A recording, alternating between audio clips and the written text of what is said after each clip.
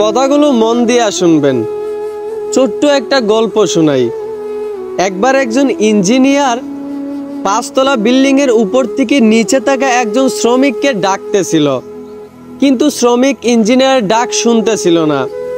Engineer ভাবলো হয়তোবা আমি 5তলার উপরে থাকার কারণে আমার ডাকটা নিচে থাকা শ্রমিকের কান পর্যন্ত পৌঁছাচ্ছে না। তাই ইঞ্জিনিয়ার পকেট থেকে একটা 100 টাকার নোট বের করে নিচে শ্রমিকের কাছেই ছুঁড়ে মারলো। ইঞ্জিনিয়ার ভাবলো হয়তোবা শ্রমিকটা 100 টাকার নোটটা দেখে তুলে নিবে এবং উপরে তাকাবে, কিন্তু অবাক করা বিষয় 100 টাকার নোটটা নিচে পড়তেই শ্রমিকটা 100 টাকার নোটটা তুলেই পকেটে ভরে ফেললো, কিন্তু উপরে তাকালো না। ইঞ্জিনিয়ার ভাবলো হয়তোবা 100 টাকার নোট মনে করে তুচ্ছ মনে করে উপরে তাকাই নেই। ইঞ্জিনিয়ার তখন আবারও একটা 500 টাকার নোট শ্রমিকের কাছেই নিচে ছুঁড়ে মারলো।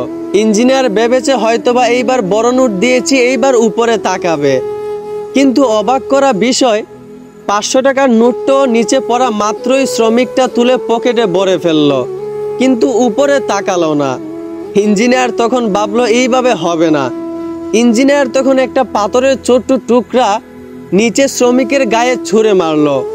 পাথরের টুকরাটা গিয়ে শ্রমিকের মাথায় পড়লো, সাথে সাথেই শ্রমিকটা উপরে তাকালো। 100 টাকার নোট ছুঁড়ে মারার পরও শ্রমিকটা উপরে তাকায় নাই। 500 টাকার নোটটা পেয়েও শ্রমিকটা কখনো উপরে তাকায় দেখে নাই যে এটা কোথা থেকে আসছে।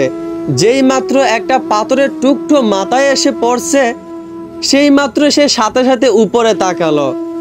আসলে এইটা আপনাদের কাছে গল্প মনে হতে পারে, কিন্তু আপনারা এইটাকে শুধু গল্প ভাবলে হবে না, কারণ আমাদের বর্তমান সময়ের মানুষটা ঠিক এমন হয়ে গেছে।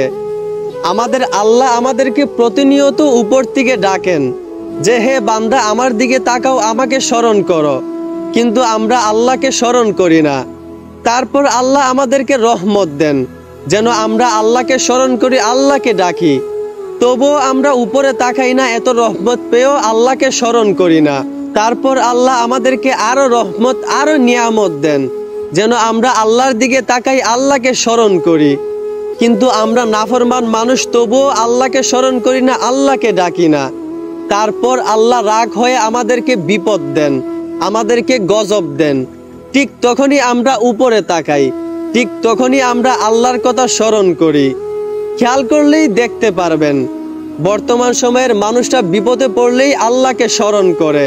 ওই শ্রমিকের মাথায় যেমন কণার টুকরা পড়া মাত্রই সে উপরে তাকিয়েছে, সে উপরে থাকা লোকটার কথা স্মরণ করেছে, ঠিক তেমনি আমরাও আমাদেরকে আল্লাহ যখন বিপদ দেন, আমরা যখন বিপদে পড়ি, ঠিক তখনই আমরা আল্লাহর কথা স্মরণ করি। কিন্তু যখন সুখে থাকি, যখন আল্লাহ আমাদেরকে রহমত দেন, তখন কখনো আমরা উপরে তাকাই না, আল্লাহর শুকরিয়া আদায় করি না, আল্লাহর কথা স্মরণ করি না। অতএব এই কথাগুলো বলার উদ্দেশ্য হচ্ছে, আমার ভাই যদি সুখে থাকেন তাহলে অবশ্যই আল্লাহর নিয়ামতের শুকরিয়া আদায় করেন, দুঃখে থাকলেও আল্লাহর নিয়ামতের শুকরিয়া আদায় করেন। আল্লাহকে নারাজ করিয়েন না, আল্লাহকে নারাজ করলে তার পরিণতি কিন্তু ভালো হবে না। আশা করি আমি যেটা বুঝাইতে চাইছি আপনারা সেটা বুঝতে পারছেন। বুঝে থাকলে ধন্যবাদ।